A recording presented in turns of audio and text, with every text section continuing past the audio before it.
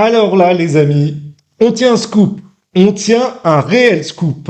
Alors, est-ce que vous connaissez Nora Bussini? Alors, si vous ne connaissez pas cette journaliste, en fait, cette femme a infiltré des membres de l'ultra-gauche. Elle a donc mené une enquête sur les dérives de tous ces militants, c'est-à-dire l'antisémitisme, mais également sur Rima Hassan. Et là, les amis, vous allez pas en croire vos yeux. Alors, je préfère pas vous le dire, mais je préfère montrer cette vidéo parce que là, c'est du jamais entendu et vous allez voir que Rima Hassan cachait extrêmement bien son jeu. Allez, on regarde ça tout de suite. C'est parti et c'est dans l'actualité du jour.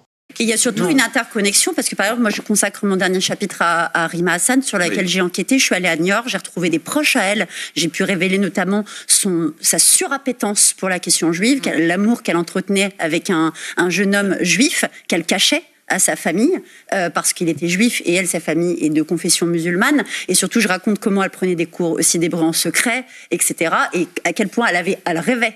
Et elle faisait tout pour pouvoir aller un jour en Israël. Mais Rima Hassan, 2014, ce qui l'a fait rompre avec ses liens, c'est quand elle va retweeter Alain Soral. Notamment, après, elle va retweeter Dieudonné, etc. Donc on voit quand même des convergences certaines dans des discours ultra-radicaux. Et oui, vous avez bien entendu, Rima Hassan était amoureuse d'un juif. Elle apprenait l'hébreu dans le dos de sa famille, les amis. Dans le dos de sa famille.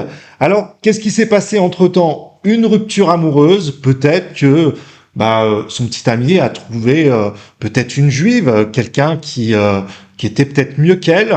Mais en tout cas, Rima Hassan a changé son fusil d'épaule. Elle était pro-juif. Oui, elle était pro-juif. Vous allez me dire, c'est un petit peu comme Mélenchon qui était anti-foulard musulman. Oui, Mélenchon disait que le foulard n'avait pas sa place en France. Eh bien, Rima Hassan, elle était amoureuse d'un juif. Alors, si tout ça, c'est pas pour des raisons électorales, moi, j'y comprends plus rien. Allez, je vous dis à très bientôt pour de prochaines vidéos. Ciao les amis!